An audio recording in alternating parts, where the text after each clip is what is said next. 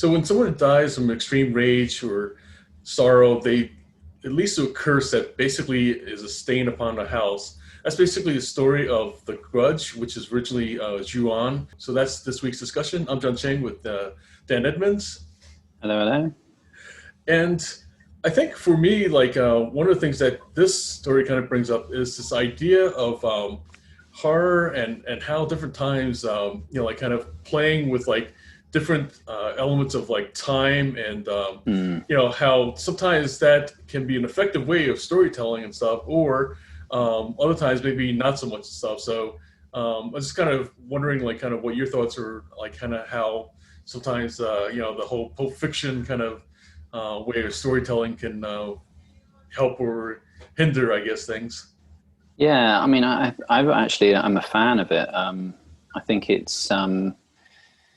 puts more emphasis on the viewer to pay more attention to the movie, and Right. it actually sort of gets you thinking about the film in a much more kind of circular fashion. Like you're thinking about what happened to that character, what caused them to do this. That it makes you think about all the motivations, and it's generally just subverts your expectations. So that's always a good thing in my books. So yeah, I mean, I like sort of nonlinear time stuff like Memento, and Pulp Fiction's really good. Pulp Fiction, I kind of think, is one of the easier ones because it almost just feels like three kind of separate blocks. Right. Whereas Memento, like you're constantly kind of like having to sort of retrace the steps of the main character all the time. It's quite hard work, actually, that one.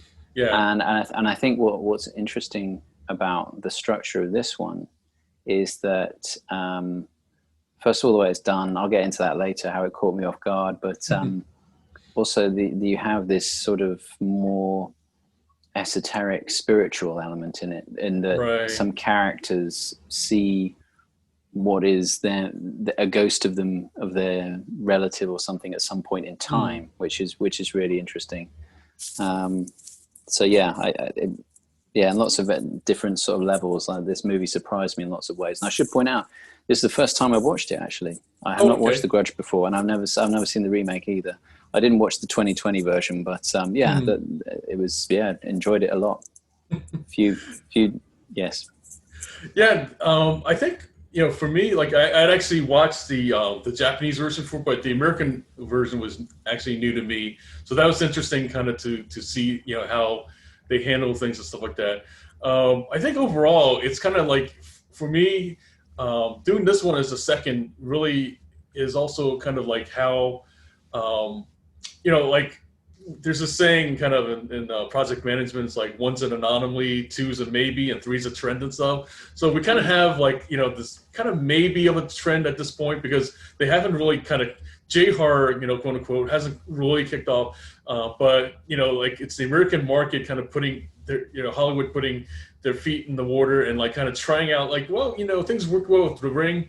Let's see how this, kind of, this Ju-on one works and stuff like that. And, as it turned out, like they spawned another franchise and stuff. So, so definitely, I think, at that point, they kind of like, we were like, okay, like we've got something here with like kind of, and I think that's the other thing that's interesting is kind of, we've talked about this somewhat before, how, horror, like, each of the genres is just still in the end part of like, the, for good or bad, where the film, kind of is art meeting kind of commerce and stuff. And where, if it's makes the money, like kind of, for better for worse, they're going to be doing remakes and sequels and reboots and whatnot. Yeah, absolutely. And I mean, I've not watched, it's funny. I saw there were, when I looked at the IMDb, I realized there were a whole bunch of sort of sequels and there's like a sort of a prequel, and now there's this new sidequel in 2020. Right. And so it's almost like, it's obviously, they're very effective enough to spawn these franchises, but I think in a way it was quite fun coming into this, not right at the beginning in a way. That's So diving into like the first one, so we have like kind of again this kind of out of timeline sequence of stuff. the first time we're kind of introduced to the house, it's actually just simply, this social worker, Rika, who is basically asked, the story really starts out very benign.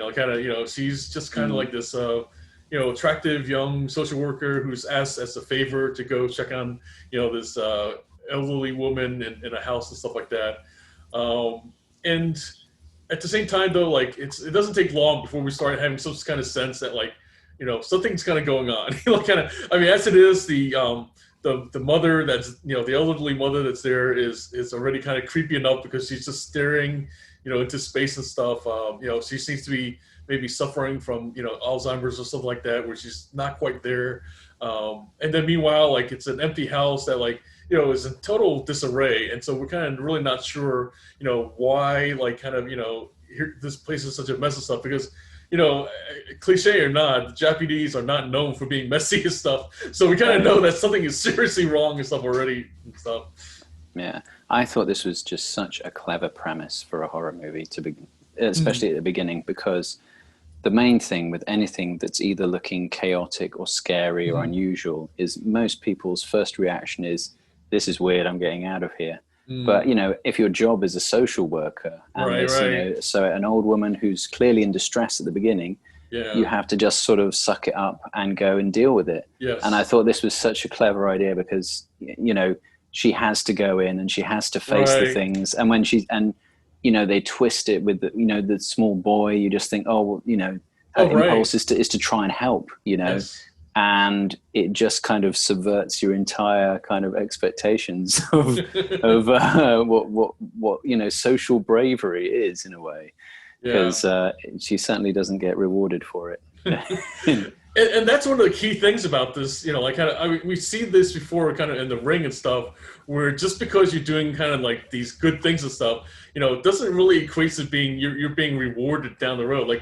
She's again, the social worker, and she's, like you said, she's not only helping this elderly lady, which is already kind of good karma points, so to speak, and stuff like that. Then this little boy, who, is in stress, and she's helping him and stuff like that, or trying to. And again, it seems like, on and on, these kind of points are karma points are, in her favor. But meanwhile, of course, as we kind of go along, we start, not only realizing that things are more than awry and stuff like that.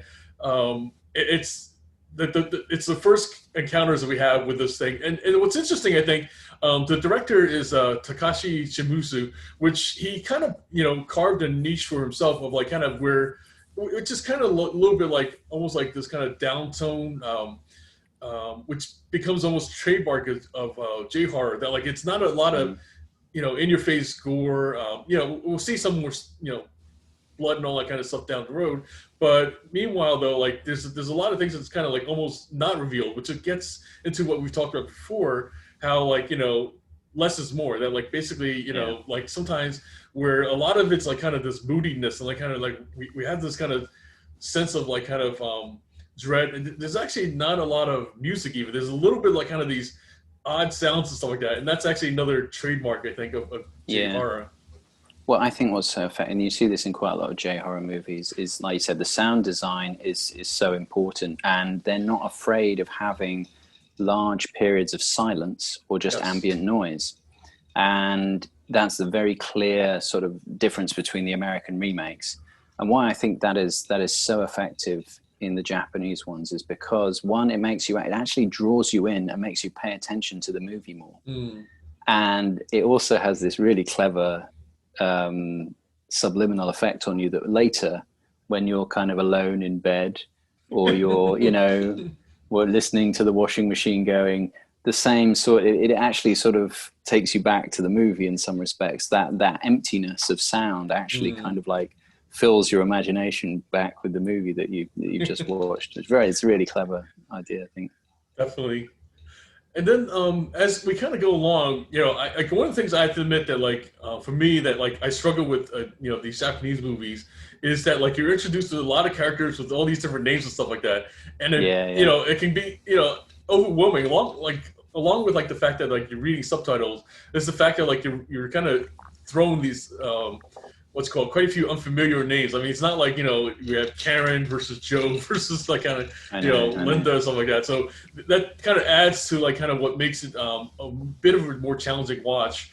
And, again, like I think one of the things that like I think goes with the territory of J-horror is that like, if you're willing to kind of pay attention, like you said, then you're kind of rewarded by the fact that like, you pay attention to the fact that like, oh, this character is, connected to that one and stuff like that. Because as we'll see as we go along, there's some different relations that kind of, develop and stuff like that. And I think that's one of the things that's, like you said, that is interesting about it is the fact that like, kind of mixing up the timeline a bit, you kind of, along with like the sound and stuff like that, is kind of like, it draws you in, kind of like, like, oh, who's that again? Like, like kind of, what's the relationship? Yeah, no, I mean, the structure in this I thought was so effective in two ways. Like you going what you were just saying about how, you're trying to pay attention to each character. Normally the game, because I always kind of feel horror movies are kind of like playing a game with the audience, because the part of it is you've got to, a bit like comedy, you've got to surprise people, or you've got to basically challenge their expectations in order to scare them. You can't do it. Anything that's too formulaic is not going to be scary. Right. So in The Grudge, let's say in a normal sort of American horror movie, the game is, okay, you get introduced to some characters and you're trying to guess who's going to get killed and when and how. That is the general kind of game. In this, it's more like you're introduced to characters, but you're introduced to them one at a time, and you can be certain that they're going to die. The game actually becomes, how are these characters interrelated? What's the connection? Why are they the ones that die? And what, do they die just in the house? Can they die just outside the house? And then, some of these rules are subverted as you go through the movie. Right. And I mean, I didn't even realize that was the structure. When I first saw the first name that came up, I didn't have the subtitles turned on yet. And so I thought that was like the name of the house. And then when the next name came up, I was like, oh, this is like a movie which is sort of deals with a broken timeline.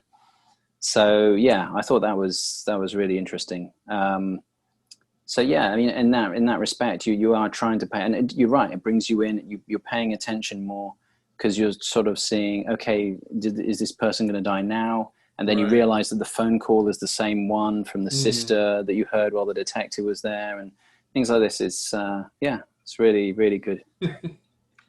Yeah, I mean that is kind of one of the things that like you almost have to watch again to catch some of those kind of things. Though, like like you said, like the connection to the phone call and stuff like that, and then also like like one of the things that like I didn't catch on like the first time I watched it though was the detective's daughter and stuff like that, and how like when he's actually going into the house, like, again, as always, a major spoiler. He's actually seeing his daughter. Like we know that like it's his daughter after the fact, but at the time when we see it though, we don't know who that girl is that's leaving the scene. No, and they do well. Yeah, in the remake, it's obviously Bill Pullman and Sarah Michelle Gellar. But yeah, I really like that idea that this curse is kind of transcends time, and there is a possibility that you can interact with ghosts who are still alive at that point in time, but in you're the future ghosts, so to speak, was pretty cool.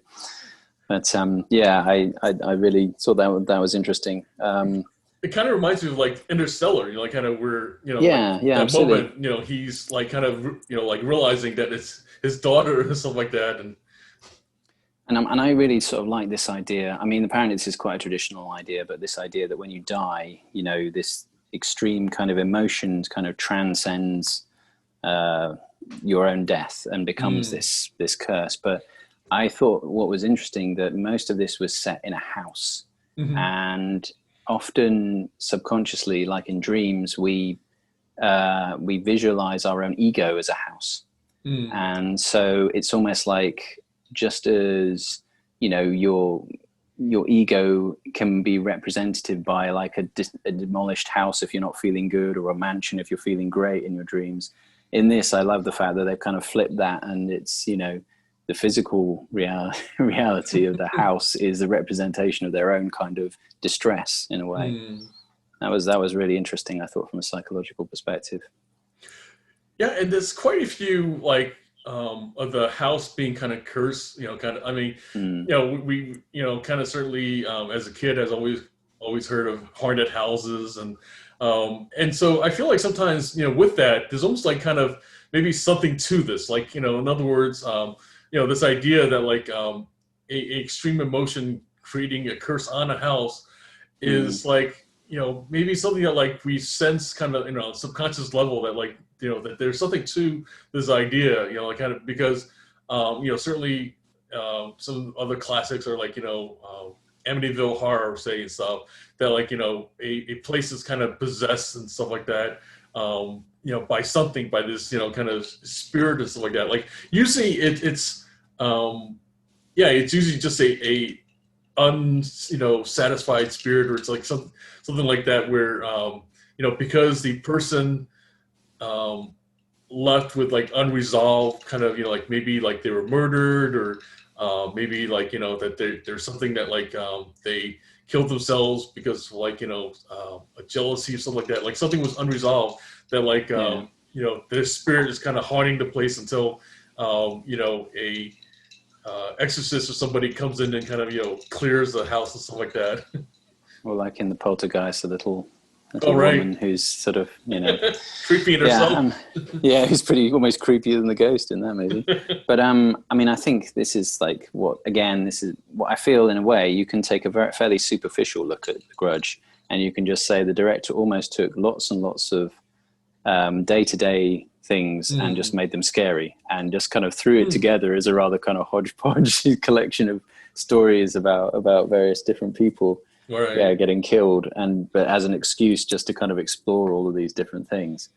But it's that's why I kind of feel like it doesn't tying all of these stories together in a way, it's a bit loose. It doesn't really kind of make that much sense totally, but it doesn't actually matter in a way, because I think the overall kind of message is that this curse is so powerful that anyone who's even vaguely sort of connected to it will get affected. But I mean, there's so many scenes of like that just plays on your fears of a house, and like going up into the attic and what you're going to find, what's behind, what's in the closet, and I mean, for me, the real kind of like watershed moment in this movie is when the sister gets taken, because there's always this kind of there's always this thing of like as a kid, if I watched a scary movie, I would go like, if I just completely cocoon myself in a duvet, I'll be all right. Not in this movie. No, I mean, that was, and I guarantee you, anybody who's even sort of slightly impressionable will be going to bed and looking at the foot of their bed at the end of later on at night when it's silent, or there's just like the air conditioner in the background, and and that's a great point. That like what it's doing is kind of playing with both, like you said, the fears of looking kind of around the corner, or kind of crevices of, and like kind of that, like even on top of that, it's like where you think you're ultimately safe, right, is in bed and stuff, and subverting that, and like like kind of nope. I'm actually surprised. Well, the only other movie that I can think of that does that is Nightmare on Elm Street. Because that I think it's funny, because in a way it's much gorier and it's much more kind of in your face in terms of horror and things. But I mean, the idea that when you're going to sleep is the time when you want to feel as safe and secure as possible, and that's when you're being kind of actively attacked, is really powerful. Just plays on like some of our most deepest fears, I think.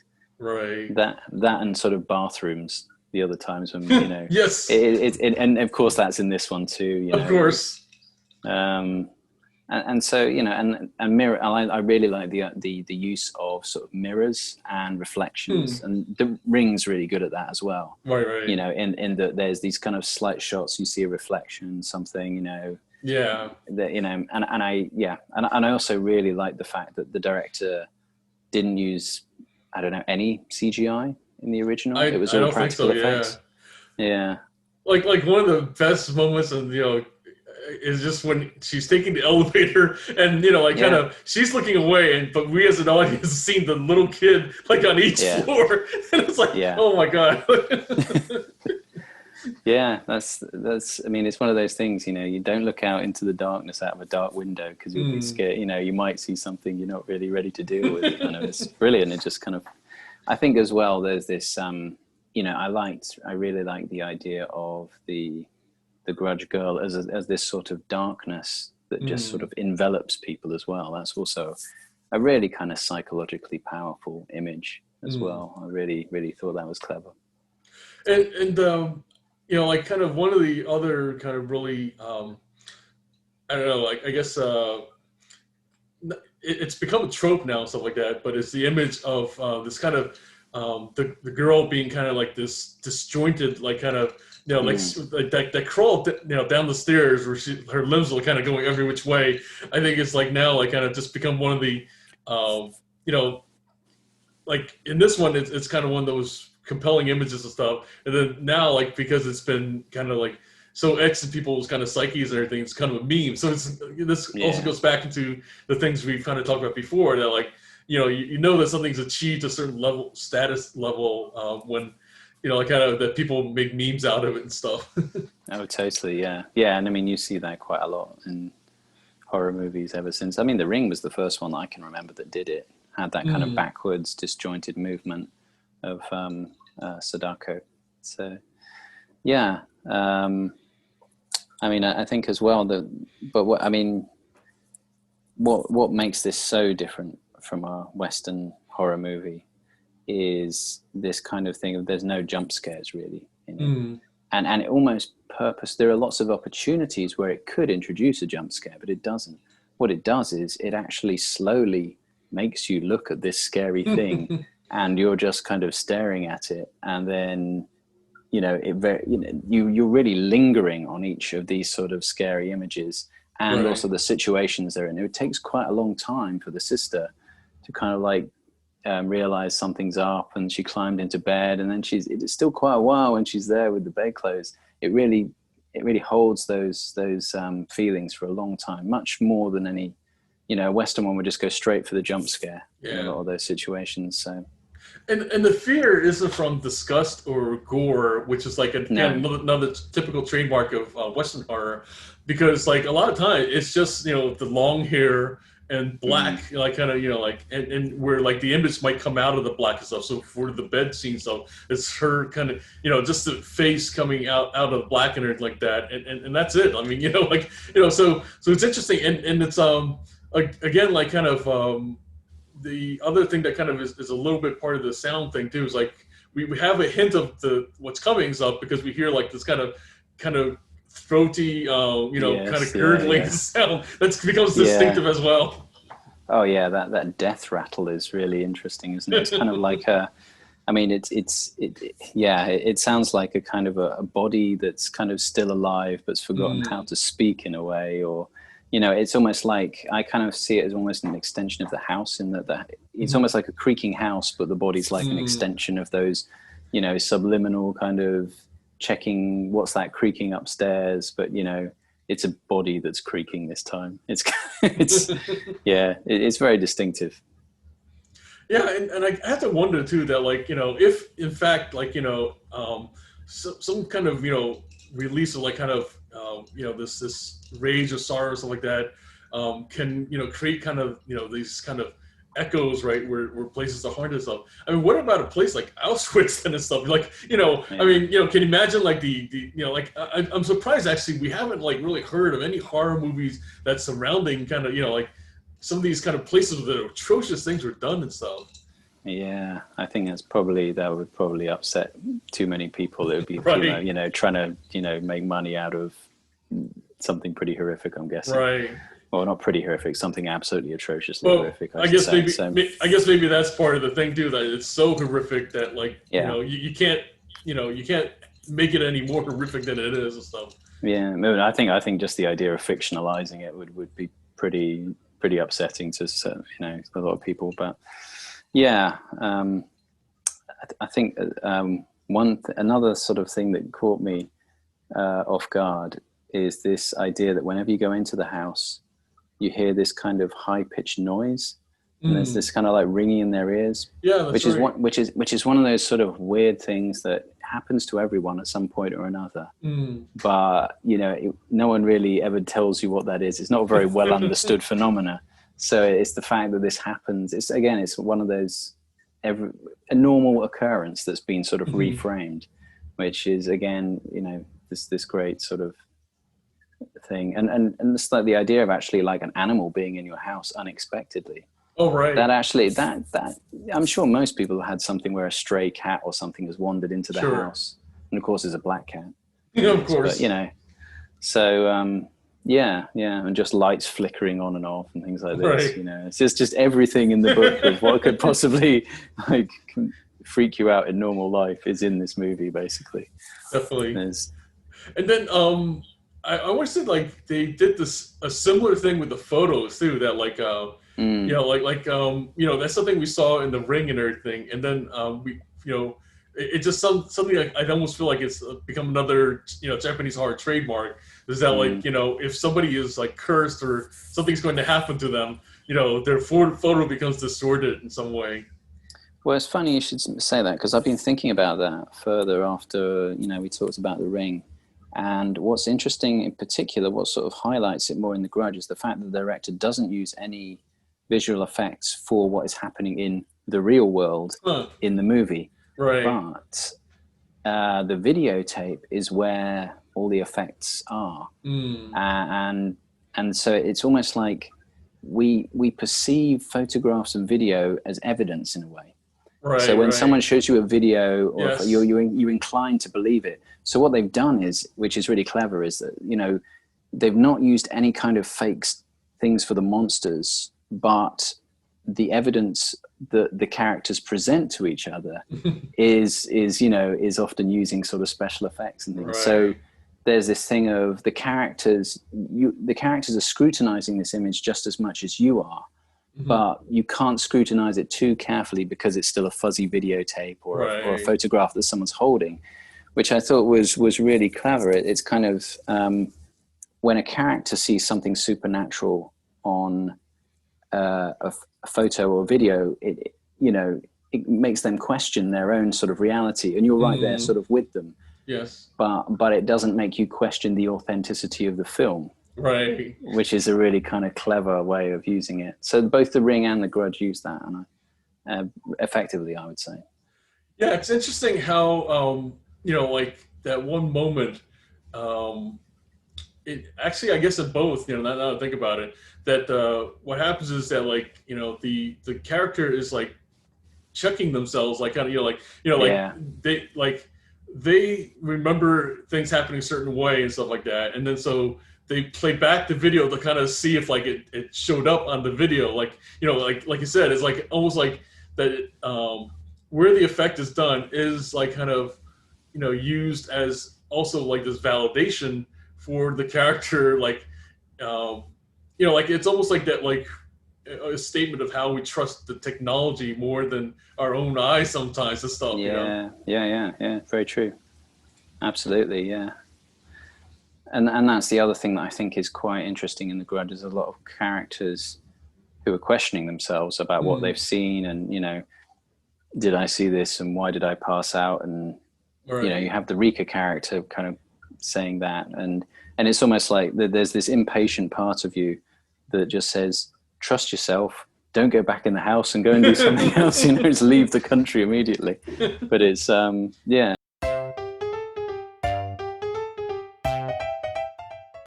part of you that just says, trust yourself, don't go back in the house and go and do something else, just leave the country immediately. But it's it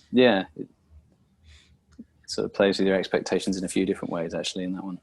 The other thing I was going to say was what I really like about this, and this is something I only really see in Japanese horror movies, and this actually heightens the fear quite a lot, I think, when you're watching it, is this idea, like it's really sort of obvious right at the end when you have Rika finding Mariko, I think. And whilst there's this thing crawling down the stairs, she just kind of stops to kind of go, hey, Mariko, are you all right? And every sort of instinct in you is saying, just get out of the house. Don't. And so she's there trying to help her friend, but then also there's this. It's almost there's this weird sort of paralysis in the face of terror, and that is very much what you get in a lot of Japanese horror movies. There are periods where the character is completely frozen, and you're kind of frozen there with them, and that sort of reminds me of this feeling of, you know, sleep paralysis if you're in a dream and you can't move or something like that. It has a very kind of subliminal kind of tone, which really is, it sort of stays with you.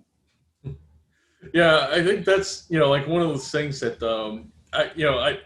I can't think of like kind of any you know, like Western horror. Like I mean, I guess for the most part, what we do see sometimes is the inaction that happens with characters and stuff. So it's not necessarily like kind of, you know, the paralysis you're talking about, but it's like kind of it's more like they're there in a moment of indecision, or that you know, that they just really don't you know, like they're kind of really grappling with like the reality of what's happening and the fact that, like, you know, it's happening and stuff, you know, like that.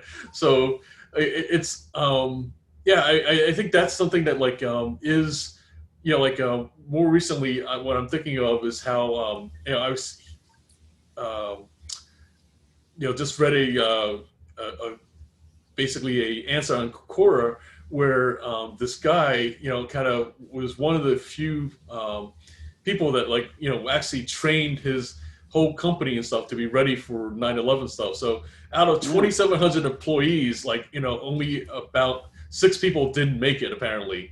You know, so yeah, I mean, so this is a guy who, like, you know, he basically, you know, like, despite the fact that, like, you know, the employees, you know, like, kind of really resented it and hated it and all that kind of stuff, but he would, like, regularly train them. And what was funny was, like, even before, like, 9/11 stuff, one of the things that happened was that, like, that, like, some kind of question came about, like, you know, hypothetically, you know, how would, you know, if you were a terrorist, how would you, like, kind of attack the building? The first time around, he said, was, you know, like, oh, you know, well, I, you know, take a van full of explosives and park it in the basement and stuff and set it off. And of course, that's exactly what happened. And then after that, you know, like, kind of where, like, you know, people started kind of taking his opinion more seriously. He said, well, you know, I think we should really train for, like, kind of, you know, drills for a plane, you know, hitting the building, which, like, you know, if you, on the face of it, like, until that actually happened, you know, who would have thought of that, right? And the biggest problem isn't so much that, like, you know, like, we think that, like, the problem is, like, the logistics of getting, you know, 2,700, you know, people out of the building, which it is. But actually the biggest problem, though, is the fact that, like, people, you know, are in this moment of, like, kind of, you know, like, disbelief, and that they just won't take action between, like, kind of, you know, this reality, like, kind of, you know, even if they see this kind of plane coming in at the building, they would kind of go, that's not really happening, and they just basically would freeze and stuff. And kind of, you know, I think that's what's interesting, is that kind of that this fear, or this kind of, you know, us kind of resolving between you know, what we're seeing and what's happening and stuff. I think that's, like, kind of what horror sometimes deals with too, is, like, kind of just basically, you know, like, kind of this reality that we have as human beings and stuff, that, like, you know, if we get to a situation that, like, you know, we just really just can't resolve, or kind of, like, you know, like, we just can't believe that it's happening and stuff, that's the thing that will keep us from, you know, kind of taking the necessary action. Because regardless of whether or not you want to believe it and stuff, here's this kind of creature coming at you. So I think that's the thing that, like, what's interesting as well, is that, like, you know, instinctively, our part of our instinct is this conditioning of, like, kind of, you know, that, like, you know, fight or flight, where, like, if we see something freaky enough, we'll run and stuff, you know, like that is. But as time's gone on, that we've almost, like, trained it out of ourselves, that, like, now, because we're rational creatures and stuff, we have that rationale is, like, sometimes what kind of keeps us from, you know, like, kind of taking the necessary action to just run first, and then, you know, look back and reconsider later and stuff. Absolutely. Yeah, no, I mean, I think it's, you know, definitely there's 3 responses to any kind of confrontational situation. It's fight, flight, or paralysis. Right. And maybe, you know, maybe if you over rationalize society, then, you know, you're just perpetuating that paralysis more. I don't know. It's it's a pretty incredible story that guy had that forethought anyway. Yeah. I mean, I think in what I often see in American horror movies is that people make stupid mistakes. Right. Or they either, they do something, but they rarely just sort of, sit there and take it in. And I think what's really stayed with me was the scene where the creature, whatever it is, gets the old woman and Rika just passes out, because you're kind of left completely hanging, because then you see her later on and you just think, what happened? Right. So there's so many kind of unknowns in the movie that they just don't, it takes you a while to figure out what's happening with them all. So. Yeah, and that's an interesting aspect too. That we kind of talked a little bit about before. That we rarely see people faint nowadays. Whereas like in the old days, right? People were always fainting at scenes and stuff. Yeah. And so that's kind of like a weird kind of thing that I don't know. It's like something like it's almost like become out of vogue, I guess. That people don't just do that nowadays.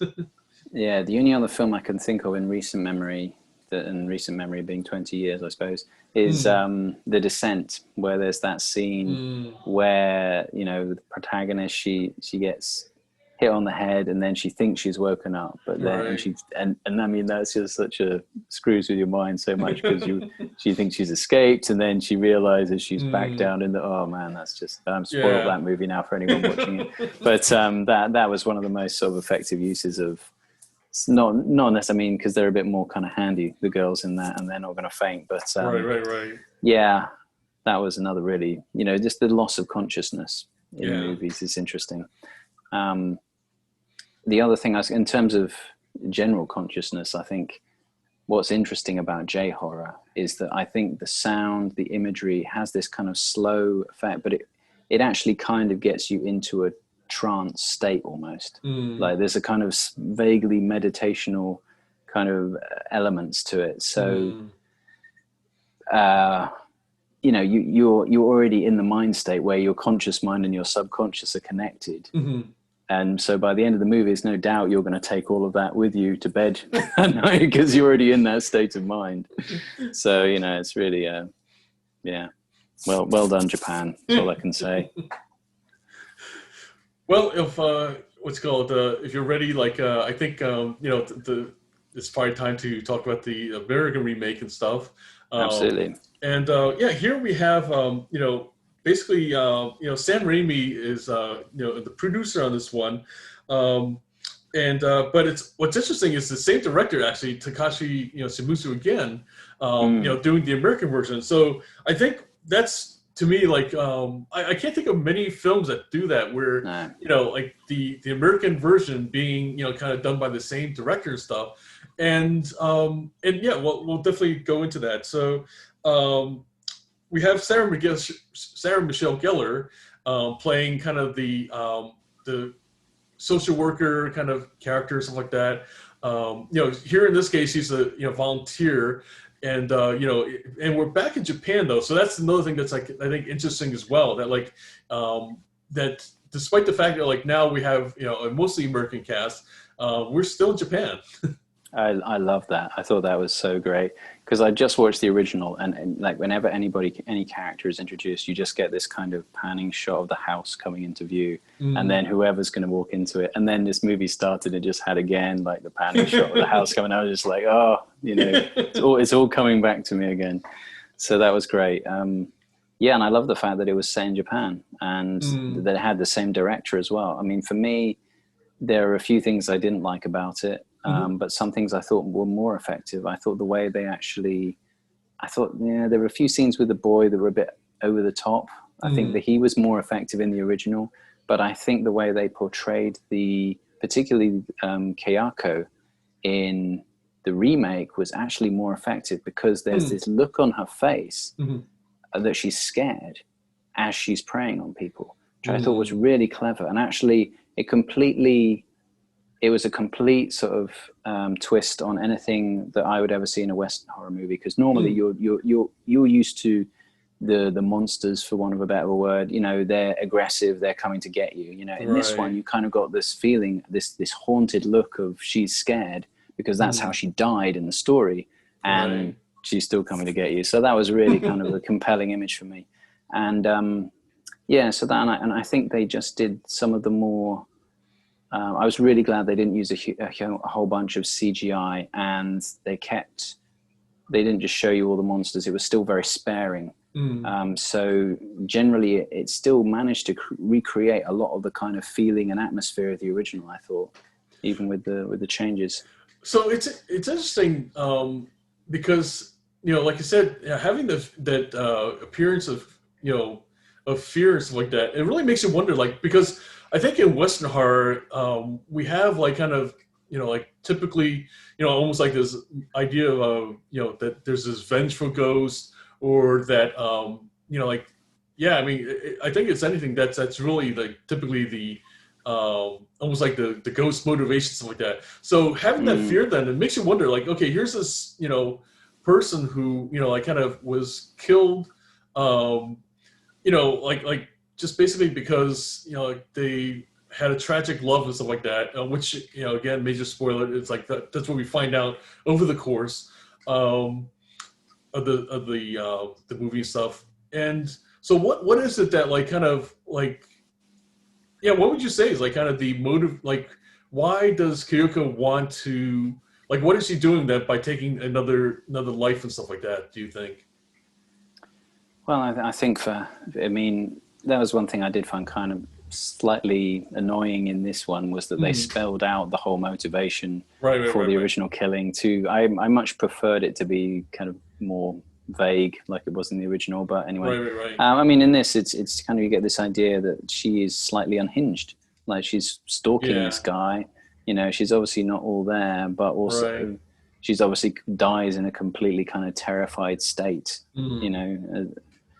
As the husband sort of kills her. And I mean, what is her motivation for getting people? I think it's, again, you're looking at a kind of it's more looking at the curse as a meme, or like a very old school kind of curse, in that it's just going to spread regardless of what anyone does, much like the Ring. It just has this desire to duplicate, and as long as you've been in that place, then, well, you're gonna sort of get it, which I think, again, it kind of changes a lot of the rules from what we're used to in Western movies. We're used to, like you said, the spirit having some kind of motivation, and it either gets sorted out or it doesn't, or maybe there's one more jump scare at the end, but generally things get sort of sorted out in the end.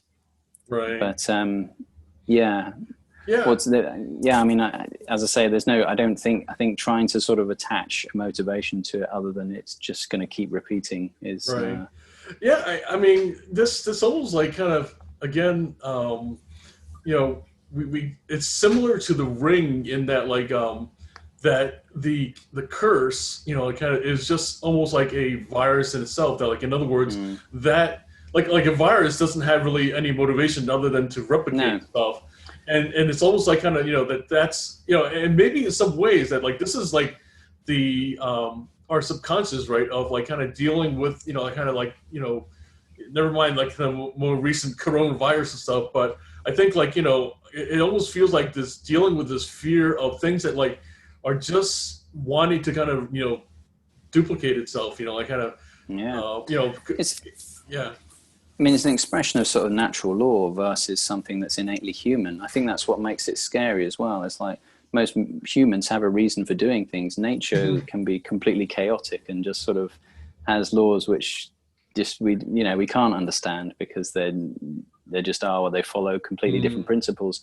And I think that's what's clever about the Ring and the Grudge. They both have this. It's quite alien or inhuman, really, in the way that this threat is spreading.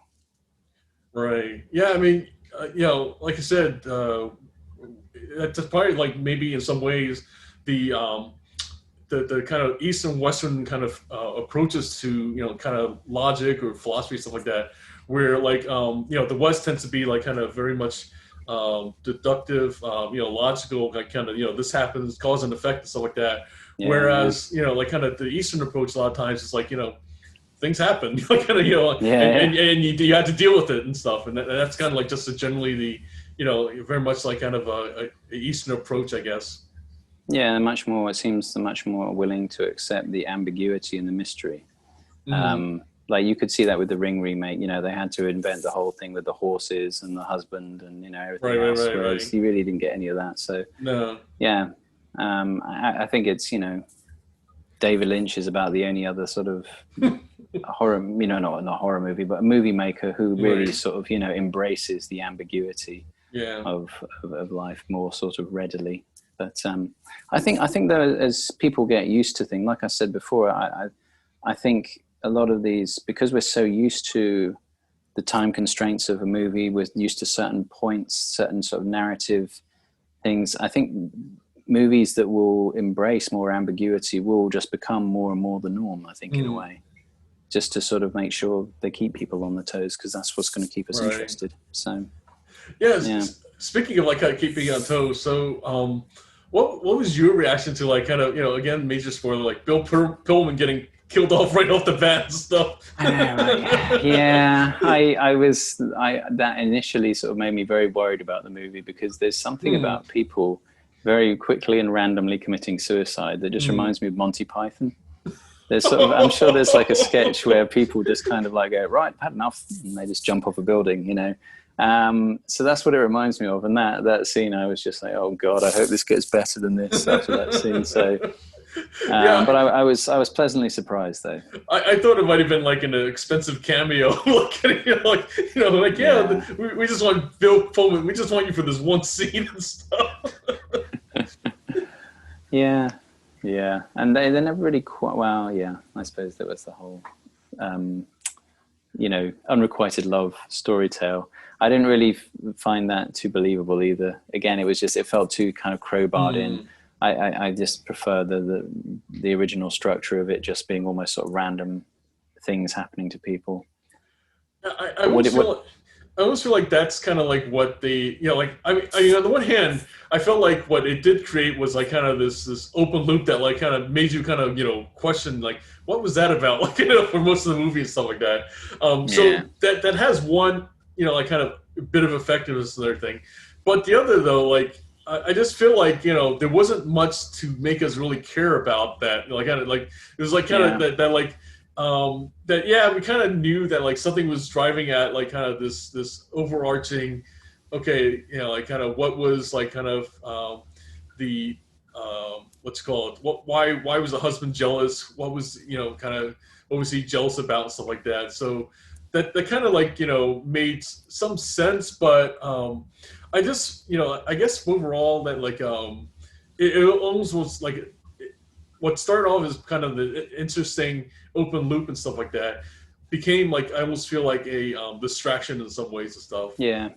And I think that's the problem really. You want to focus, I think, on Rika or Karen's character the most, because you've already seen another difference was Karen didn't care as much as Rika did. You saw Rika going in, this poor old lady who's got all these sort of pea-stained mattresses, and she's there cleaning her and helping her out. And there was just more of this kind of, it may have just been the performance, but you just got this, you cared more about her because she was more kind of socially conscious. Right. And so revisiting her, whereas like you said, it all just seemed like a bit of a distraction really. You just wanted to focus on how it was affecting Karen, I think, in a way. Yeah, we have this kind of subplot of Karen's boyfriend and stuff like that. That like like it's interesting how like in the original there wasn't like kind of the subplot, but it almost again felt like to cater to Western audiences, they had to have this kind of love story kind of happening and stuff like that. Yeah, I don't know. I mean, I think it may just be that maybe we wouldn't have friendships that close, or it's not something. I don't know. It's a weird difference, really.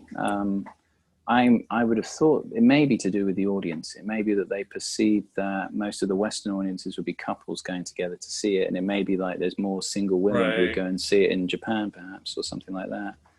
I don't know. But yeah, you're right. It was an interesting difference, definitely. It certainly, like I feel like that kind of made us sympathetic to Karen in a very different story, like or a different way, because in the original, like you said, she's almost like kind of this Mother Teresa character herself, very saintly as a social worker. Whereas here, like Karen is this exchange student doing this kind of volunteer work because she needed the credits, right, and stuff. It just seemed all very much like kind of more about like that her motivations like kind of just like, oh, she has to do this thing and stuff, and oh, this is unpleasantness of like kind of dealing with a homebound, like kind of elderly woman and stuff. It I don't know, like I guess in some ways it maybe kind of almost drives more at a fear of a of an exchange student or somebody going overseas and stuff, like kind of being stuck with something that that like, oh man, like kind of that's the last thing I want to be doing is like kind of cleaning somebody's house and stuff. Yeah, I mean, it's a very cynical. It doesn't make you care for about a character very much, though. It's kind of like, well, I'm just doing this for the credits. Right. And I mean, you could have, I don't know. I mean, you could have expanded on the kind of fish out of water element of it, of her being an exchange student, and what that would have actually maybe would have played into better would have been if there were more scenes with her in social settings or in crowded places, but you introduced like Kayako just kind of popping out in the crowd or something like that, and then something, I don't know, maybe you could have, there are probably ways they could have expanded on that perhaps. Yeah, it's kind of odd because instead we have her like kind of talking about like kind of like I remember the one scene where she's with the boyfriend and kind of like romanticizing kind of like, oh, like kind of seeing this couple kind of paying respects to deceased kind of relatives and stuff. Yeah. And where she's like kind of, she says something about like that I forget exactly how she said it, but like it was basically that the idea of like, oh, like kind of they believe that like paying respects to like kind of the loved one kind of preserves the memory, like something that almost like a cliche thing that you would say at a it's like a Wikipedia entry or something. I was like, yeah, we don't need that. And likewise, the other bit I didn't like was the bit when the detective's on the roof and he's explaining to her, oh, yes, there is, just in case you missed it, there are evil spirits that sort of engulf houses when people die in bad ways. So just to let you know, yeah, that kind of annoyed me. But right, like I guess apparently that's the standard things that the Japanese police have to deal with and stuff. Yeah, I think as well the other major difference is that because I actually really liked. There's a lot of Japanese movies that introduce some kind of abstract structure through them. Like in The Ring, it's like the number of days that you've got left to live. In Seven Samurai, it's like the number of people that have been killed on each side, Right. And in The Grudge, it's like each section starts with the name of the person who's going to die, and so I really like these kind of organized sort of ways of doing things, because in a way what it does is, in The Grudge, it actually makes the humans become completely periphery. Even though you're introduced to these characters and you sort of get attached to them a bit, you just know they're just a series of, they're just going to the grinder, Whereas with the remake, it's, they really try and sort of get you to more identify with the characters. But so there's kind of this tension with what the original structure did so well, and they try to kind of make you more attached. It doesn't really work in the remake, unfortunately. But I mean, I would say, regardless, because it's the same director, there's still lots of creepy moments in it that are really good. So I still really enjoyed it. Yeah, it's funny how, like, to me, like that, even though it's the same director, and that's something that we haven't really had much, like kind of to see of where it's the same director, but clearly what they're doing is kind of working with another script and another production and stuff, and another, like kind of, set of producers and everything who are in some ways driving what they want and stuff, and especially somebody like Sam Raimi, right, and stuff, who, different times, like, it's funny how, like, on the one hand, it's not him, the actual filmmaker stuff, but there's like kind of little moments, I'm trying to remember offhand, but there's some kind of these dark humor moments that's like almost like kind of very signature Sam Raimi stuff. That almost, I can see that like he wanted to make sure we're in the movie and stuff. Yeah. I mean, I think what was so sort of original about Sam Raimi with Evil Dead was that it was so over the top and so comedic that you almost forgot about the horror elements of it. And what was weird about that was that you were sort of, the horror elements actually get put to the back of your mind and the comedy is at the forefront. Right, So actually right. what happens is the horror element starts sort of haunting you, because Hmm. you kind of put them, again, there's like this kind of subliminal disconnect with it in a way.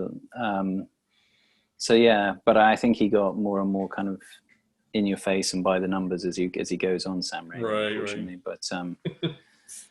But yeah, no, it was. I mean, and I think, you know, as a director, you're often working with, I guess, a different editor, a different cinematographer, and all of those Yes. people are going to put input into the production, and they're going to say, oh no, this is kind of, and I guess it just depends on how much of a sort of a battle you want to put up with your production crew as to how you want the film to turn out.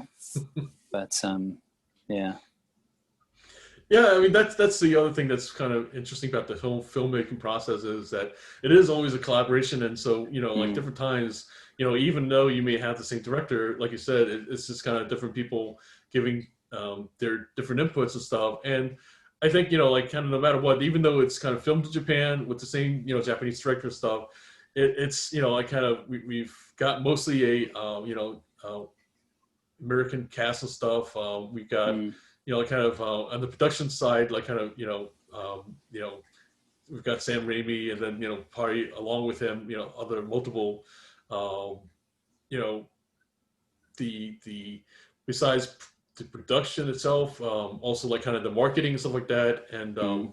and they're going to have their inputs as to how to present it, and like kind of, so yeah, even if like they're not going to be the ultimate kind of editing or final cut or this or that, but they're still going to have like kind of their little kind of ways that like because I'm trying to remember even like kind of I can't say that I honestly remember exactly how this was marketed, other No. than that like it kind of, I think one thing I do kind of feel like I remember was like the that hand and the hair moment and stuff, like kind of Yeah. almost like become a trademark, now and stuff of just as much of a J horror as like kind of this particular film and stuff. And I think I remember like that like they almost kind of had to have that in the trailer and stuff, just to Yeah. kind of like All I remember is just like some posters of Sarah Michelle Gellar looking scared, and that was about it. right. That didn't make a huge impact on me. It's yeah. What I was going to say was like with the yeah. I mean, in terms of marketing, they obviously, this is probably one of what they hoped was going to be a number of sort of successive J horror translations, and obviously it only lasted about 3 or 4 movies, and then they gave up more or less. But yeah, it's I don't. It's an interesting cast because Sarah Michelle Gellar is not an obvious choice, and she does a pretty decent job. But I think it's more a product of the script rather than her acting. I actually like the fact she wasn't too over the top or anything like that. No, you're right. And of course, she had Sam Raimi's brother, Ted Raimi, as the other social worker. But yeah, weird sort of pick for a cast. But it almost hangs together, but not quite, I think, unfortunately. Yeah, I feel like maybe sometimes some of the names like are almost even chosen rather because of how well they like I feel like one of the things that like has become more of a thing for American movies now is like that they're always considering, okay, how well will this sell in the foreign market? And so if we have somebody like Sarah Michelle Gellar, who's kind of known as Buffy the Vampire Slayer, then like kind of because the Japanese audience / China whatever audience knows her name more, like then therefore it'll sell more tickets and stuff like that. She fits in that nerd horror demographic that they You think it know, will appeal to, I guess. So, right. the other thing that just sort of struck me when I was watching it was the opening sequence. And I watched a thing with Spike Lee recently where he said he pays so much attention to the opening titles because he said this actually sets, the viewer's mind in the frame, the frame sets the frame for the rest of the movie, basically. And the original starts off very low key. It's almost like the movie just starts. You see maybe a logo and that's it. And with the, in the remake, you get these flashy logos, orchestral sort of things. And it almost in a way that kind of totally undermines the whole start of the movie in a way. It's like, I almost feel like you should just go straight in and subvert people's expectations right from the word go. Yeah, I mean, it feels more like a documentary, just like what you're really watching with stuff. Like, just the name, like you said, it almost seemed like it's more the place. Like, it's only like after you watch it a little bit more, you realize, oh, it's the name of the people stuff. Like you said, what seems to be like when we see like a name like that, our expectation is that that's the name of the place and everything. So, so that right away almost subverts our expectation, because like that instead of, we have the people that we're focusing on initially and stuff like that. And so that almost like kind of, to me, like I said about like kind of the unique Japanese kind of flair for organizing stuff. It's almost like kind of like next up on the menu is yeah, exactly. The other thing is, I mean, the original's a lot darker as well. A lot of the scenes seem to be more well lit in the remake. Right. So it's just obviously easier to make a movie scarier when it's darker, I think. And so yeah. But I will say though, what I didn't like in the original was the three teenage girls, because it's still kind of creepy if there's one person with just a bunch of white makeup poking their head out occasionally. But when it's sort of three teenage girls kind of all walking into a room together, it just kind of looks like Halloween. And it didn't really, that bit was kind of a bit, that, I don't know, I kind of felt that was a bit weak, that scene, but. Yeah, I can see that.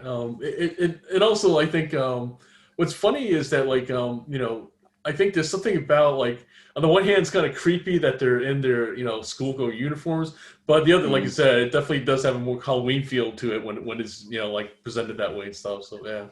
Yeah. Speaking of which, we're in October. Scary October on our channel. There you go.